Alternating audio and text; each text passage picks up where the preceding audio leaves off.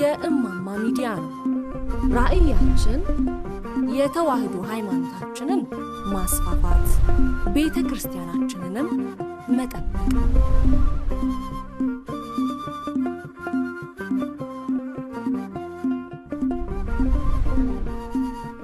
እግዚአብሔር አምላክ ለሁላችንም በተለያዩ መምህራን አድሮ ይመክረናል። አሁን አባታችን ይመክሩናል፣ ያስተምሩናል። ወደ መምህር ገብረ መስቀል።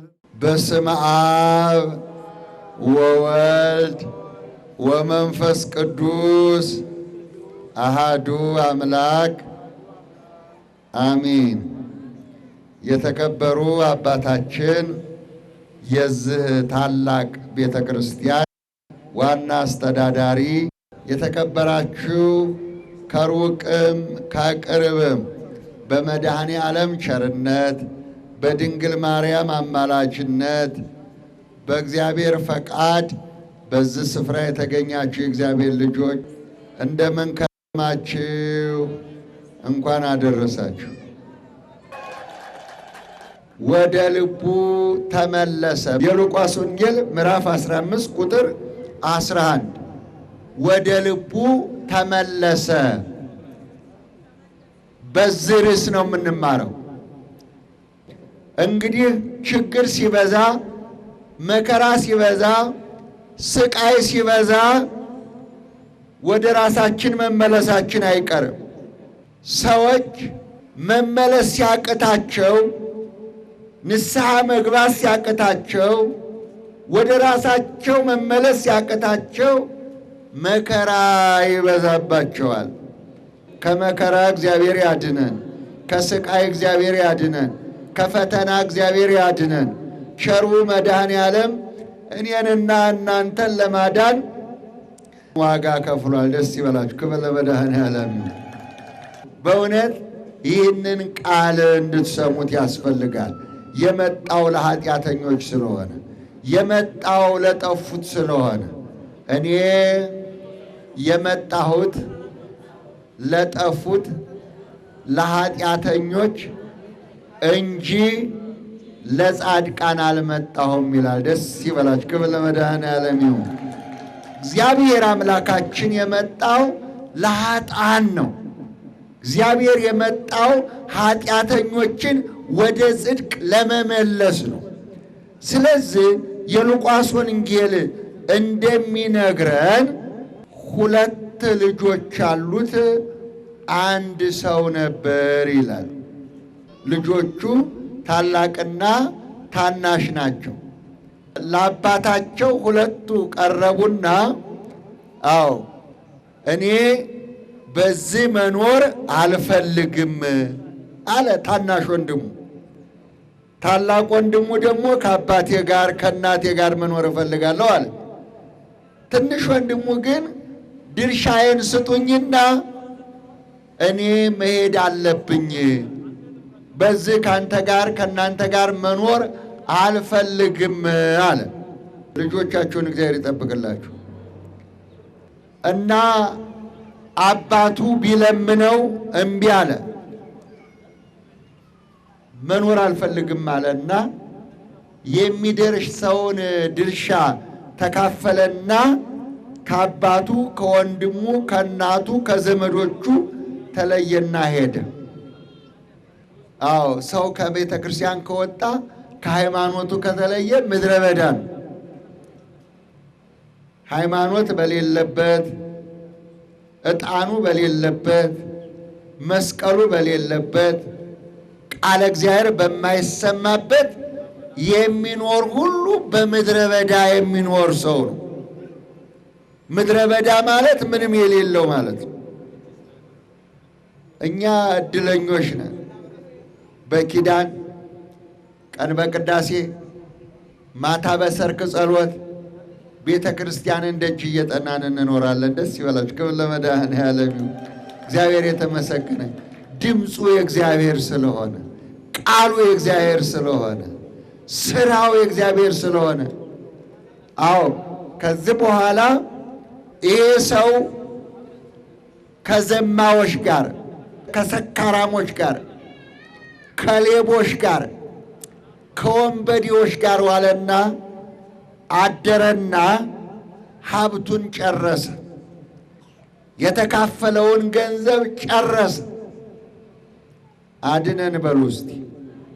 እንግዲህ ሰካራሞች እድላቸው ከአመንዝራሞች ጋር፣ አመንዝራሞች ከሰካራሞች ጋር ነው እድላቸው ማለት ነው።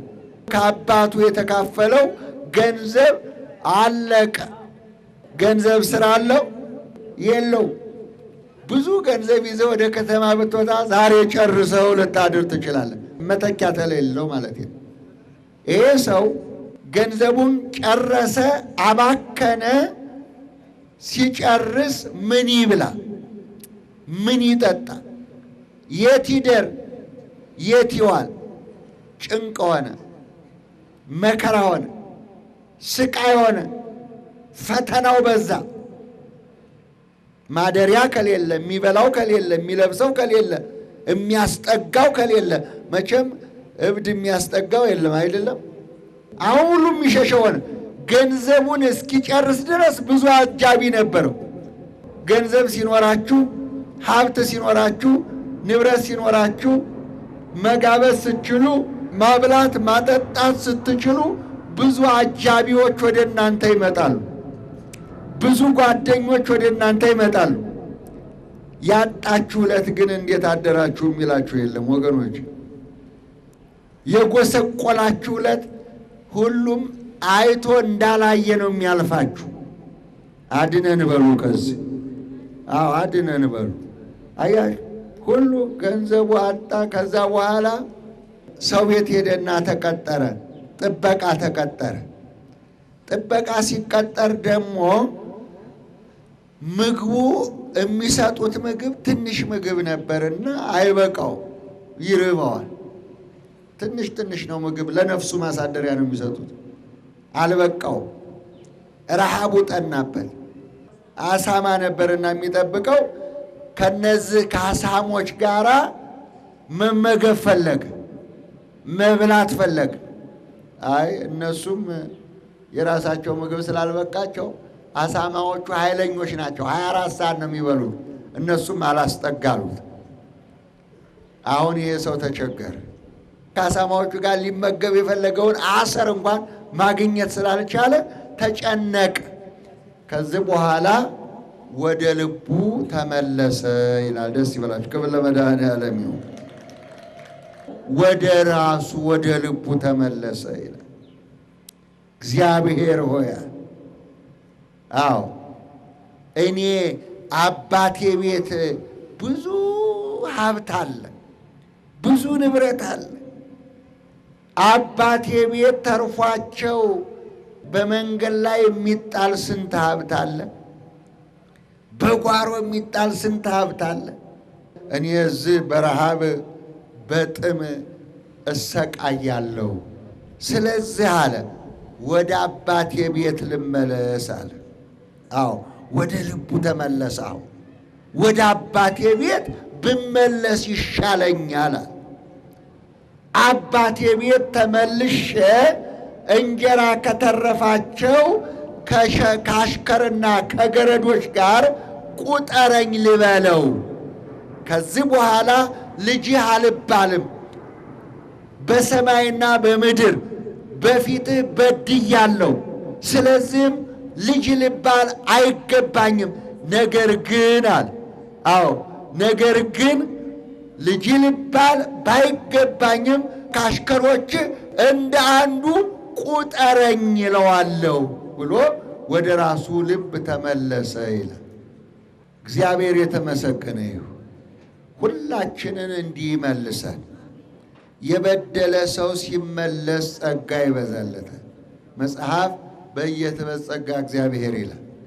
አዎ የተመለሰ ሰው የተጸጸተ ሰው ንስሐ ሲገባ ጸጋው ይበዛለታል ይላል። መድኃኔዓለም ለዚህ ነው የመጣው። ደስ ይበላችሁ። ክብር ለመድኃኔዓለም ይሁን።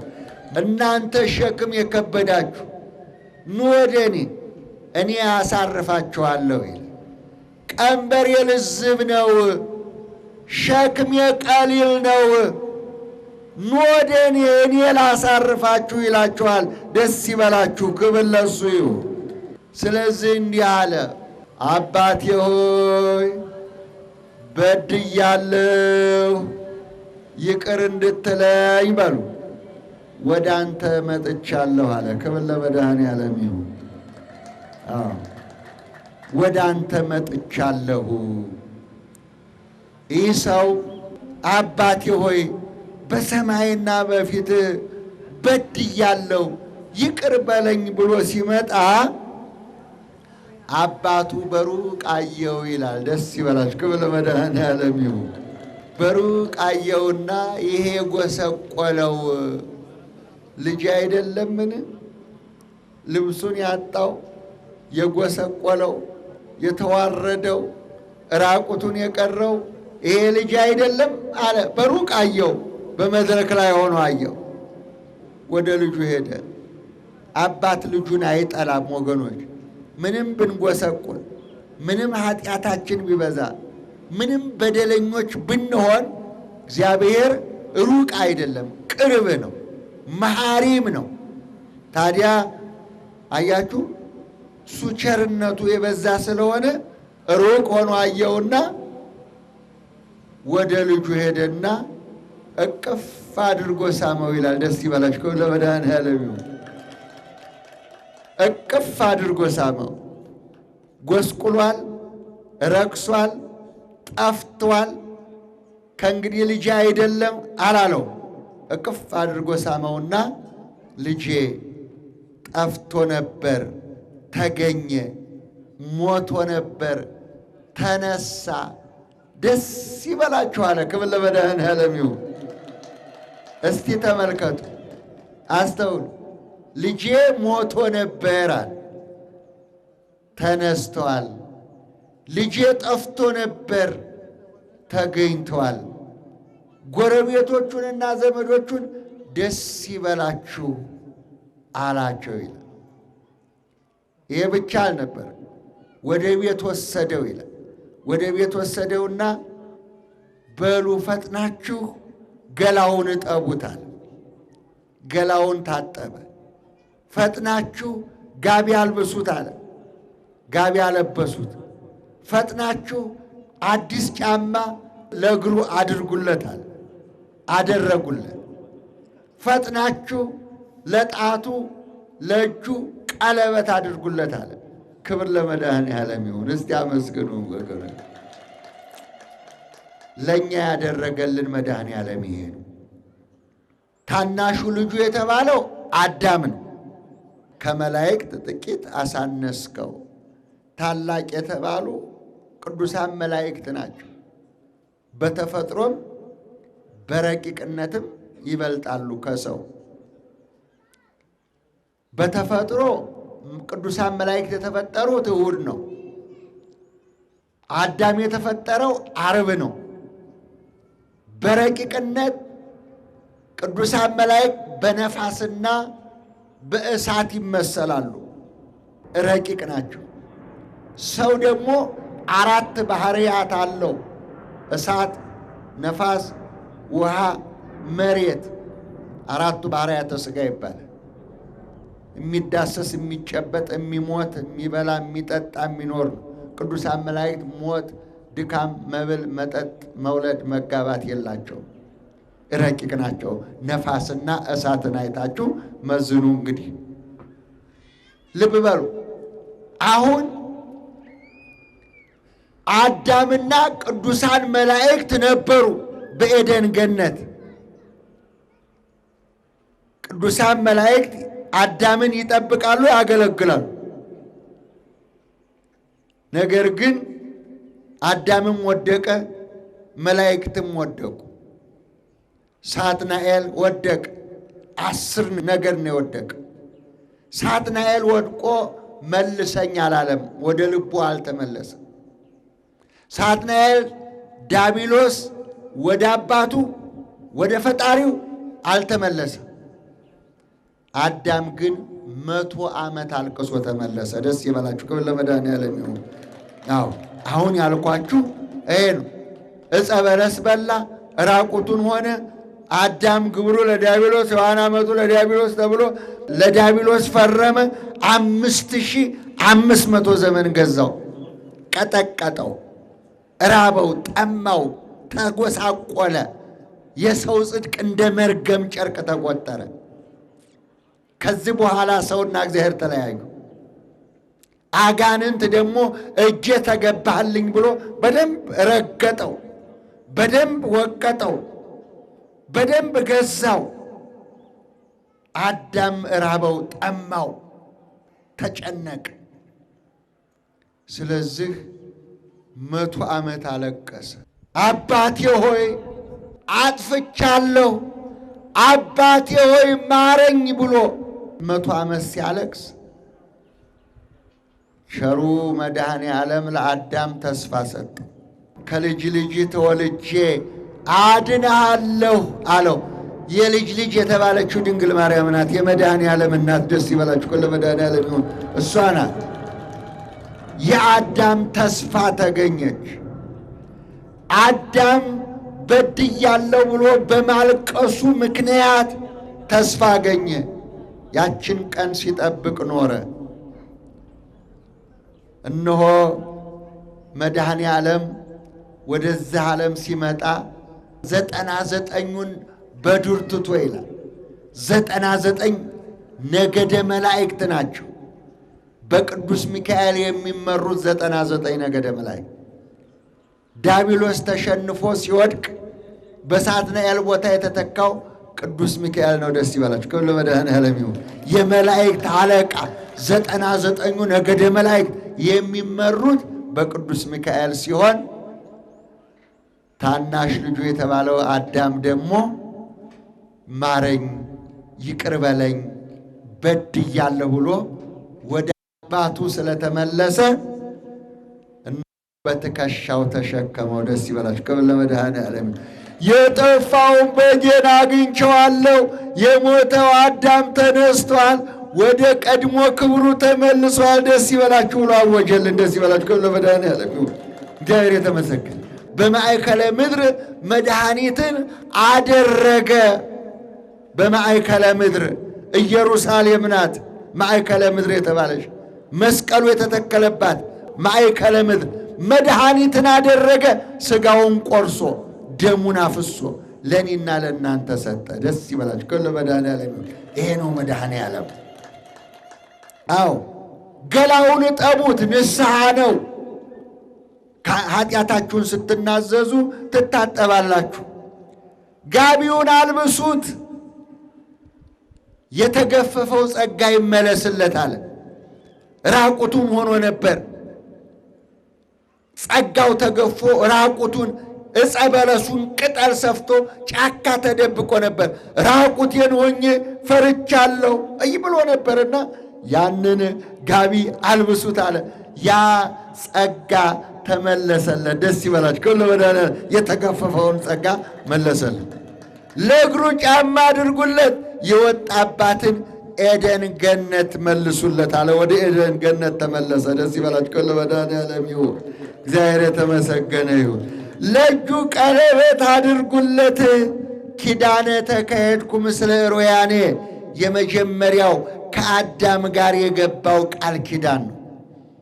ቀለበት ቃል ኪዳን ነው። ቃል ኪዳኑን መለሰለት።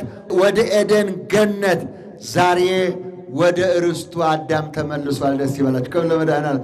አባቱ መልሶታል። ቸሩ መድኃኔዓለም የእኛ አባት ክብር ምስጋና ይድረሰው። እስቲ ሁላችሁም እንደዚህ አይነት ጭንቀት ገጥሟችሁ ከሆነ፣ ጽድቅ ርቧችሁ ከሆነ፣ ጽድቅን ተጠምታችሁ ከሆነ፣ ጽድቅን ተራቁታችሁ ከሆነ ስለ ጽድቅ በሉ እስቲ። የሚራቡ የሚጠሙ ብፁዓን ናቸው ይላል። ጽድቅ የራባችሁ፣ ጽድቅ የጠማችሁ፣ እግዚአብሔር የናፈቃችሁ፣ ዋላ ወደ ውሃ ይናፍቃል እኔም ወደ አንተ እናፍቃለሁ፣ መቼስ እደርሳለሁ ይላል። መቼስ እደርሳለሁ። ጽድቅ የናፈቀው ሰው ኃጢአቱን ይናዘዛል። ጽድቅ የናፈቀው ሰው ንስሐ ይገባል። ኃጢአታችን ብዙ ነው። 16 ኃጢአቶች አሉ። ዝሙት፣ እርኩሰት፣ መዳራት፣ ጣዖት ማምለክ፣ ሟርት፣ ጥል፣ ክርክር፣ ቅንዓት፣ ቁጣ፣ መለያየት፣ መናፍቅነት፣ ምቀኝነት፣ መግደል፣ ስካር፣ ዘፋኝነት፣ አድመኝነት። ይህንን የሚያደርግ የእግዚአብሔርን መንግሥት አይወርስም ይላል። ድካማችን ከንቱ ይሆናል ማለት። ካህኑ የሚቀጣችሁ የሚሰጣችሁ የንስሐው መሳሪያዎች 4 ናቸው። መመለሻውም 4 ነው። ጾም፣ ጸሎት፣ ስግደት፣ ምጽዋት። አሁንስ ይላል እግዚአብሔር በጾም በጸሎት በዋይታ በለቅሶ ወደ እኔ ተመለሱ። ኢዮኤል ምዕራፍ 2 ቁጥር 12። መከራችን በስቷል። ኃጢአታችን እየቀጣን ነው። እርስ በርሳችን እየተገዳደል እየተራብን እየተጠማን መከራ ውስጥ ነው ያለ ነው አይደለም? እየቀጣን ያለው ኃጢአታችን ነው። ቅዱስ ጳውሎስ በገላትያ 5:16 ጽፎ አስቀመጠው። ይህንን የሚያደርግ ሰው የእግዚአብሔርን መንግሥት አይወርስም። የእግዚአብሔርን መንግሥት ለመውረስ ምን እናድርግ? ንስሐ እንግባ። ለዚህ ነው ይሄ በሉቃስ ወንጌል ላይ የተጻፈው። አዎ አባቴ ሆይ በድያለሁ ብሎ ለሚመጣ አለ ምረዋለሁ፣ ይቅር እለዋለሁ። ከተመለስ ንስሐ ከገባን፣ አዎ ከተጸጸት አገራችንን እናድናለን፣ ወገኖቻችንን እናድናለን፣ ራሳችንን እናድናለን። ንስሐ ከገባን ከተመለስ። ይቅርታ ለማን ነው? ለማትቸዋለሁ ነው። ለእግዚአብሔር ትቻለሁ፣ አቅም የለኝም ነው። ሁሉን ነገር ለማትቻለሁ አለ፣ ለእግዚአብሔር ትቻለሁ። ልባችሁ እንዲነጻ። ግመል የሚያክለው ኃጢአት ቂም ይዞ ቤተ ክርስቲያን መጸለይ ነው። ግመል የሚያክለው ኃጢአት፣ ክፉ ኃጢአት ቂም ይዞ በእግዚአብሔር ፊት መቆም ነው። እግዚአብሔር ልባችሁን ያንጻላችሁ። የተዋረደውን በሉ የተሰበረውን ልብ እግዚአብሔር አይንቅም ይላል። የምትዋረዱት ለእግዚአብሔር ነው። ልባችሁ ቢሰበር ለእግዚአብሔር መስዋዕት ብታቀርቡ፣ ለቤታችሁ በስዕል ፊት ቤተ ክርስቲያን በምትቆሙ በምትጸልዩበት ጊዜ እግዚአብሔር አምላክ ይሰማችኋል። ጸርሑ ጻድቃን እግዚአብሔር ሰምዖሙ ይላል። ጻድቃን ጮኹ እግዚአብሔር ሰማቸው ይላል። እግዚአብሔር እንዲሰማችሁ ልባችሁን ንጹሕ አድርጉ፣ ራሳችሁን ዝቅ አድርጉ። ተራራው ዝቅ ይበል፣ አዘቅቱ ይሙላ፣ ሸካራው ይስተካከል። ተራራ የተባለው ትዕቢት ነው። አዘቅት የተባለው ክፋት ነው። ሸካራው ይስተካከል፣ ቂም በቀል ነው። እርስ በርሱ ተጠላላ፣ ተጠማመደ፣ ጥላቻ በዛ። እግዚአብሔር ፍቅር ነው። ኢየሱስ ክርስቶስን የሳበው የሰው ፍቅር ነው። ኢየሱስ ክርስቶስ ፍቅር ነው። ቸሩ መድኃኔ ዓለም ፍቅር ነው። ያለ ፍቅር አይገኝ። በጥል በጡጫ በእርግጫ በጥላቻ በጦርነት መድኃኔ ዓለምን የሚያገኘው ሰው አለ? የለም። እስራኤል ሆይ ስማ፣ አምላክህ እግዚአብሔር አንድ እግዚአብሔር ነውና በፍጹም ልብህ በፍጹም ሐሳብህ በፍጹም ኃይልህ አምላክህን እግዚአብሔርን ውደደው። እሱ ወዶሃልና እሱ ላንተ ሲል ተዋርዷል። መድኃኔ ዓለም ክርስቶስ ላንተ ሲል በጥፊ ተመቷል። ላንቺ ሲል በጥፊ ተመቷል። መድኃኔ ዓለም ክርስቶስ ለኔና ለናንተ ሲል 6666 ጅራፍ ተገርፏል። ስጋው ተቆራርጦ ደሙ ፈሶ ጎድኖቹ ተቆጥረዋል። ይሄ ብቻ አይደለም። ሳዶር፣ አላዶር፣ ዳናት፣ አዴራ፣ ሮዳስ በተባለ በ5 ችንካር ተቸንክሮ በ17 ክንድ መስቀል ላይ ተሰቅሏል። ይህን ሁሉ ስቃይ አድርጎ በሱ ቁስል እኔና እናንተ ተፈወስን። ደስ ይበላችሁ። ክብር ለመድኃኔዓለም። ተፈውሰናል። ዛሬ ክርስቲያን ሆነናል። ዛሬ አባታችን ወይ ብለነዋል። ቀና ብለናል። አቀርቅረን ነበር፣ ባሪያዎች ነበር። ነፃ ወጥተን የመድኃኔዓለም ልጆች ተብለናል። ደስ ይበላችሁ። ክብር ለመድኃኔዓለም። ልጅ ነህ እንጂ ባሪያ አይደለም። መድኃኔዓለም ያደረገልን ብዙ። ታዲያ እንዴት እናቁስለው ወገኖች? በዝሙት እናቁስለው? በግብረ ሰዶማዊነት እናቁስለው? መስቀል አድርጎ ጫት ይቅማል። መስቀል አድርጎ ሲጃራ ያጨሳል። መስቀል አድርጎ በእግዚአብሔር ላይ ይዘብታል። አንተ ቅዱስ ሕዝብ ነህና እርኩስ ነገር ሁሉ አይስማማህም ይላል። ደስ ይበላችሁ። ክብር ለመድኃኔዓለም። አንተ ቅዱስ ሕዝብ ኦሪት ዘዳግም 14 ኦሪት ዘሌዋውያን 11 አንተ ቅዱስ ነህና እርኩስ የሆነው ነገር ሁሉ ለአንተ አይስማማህም።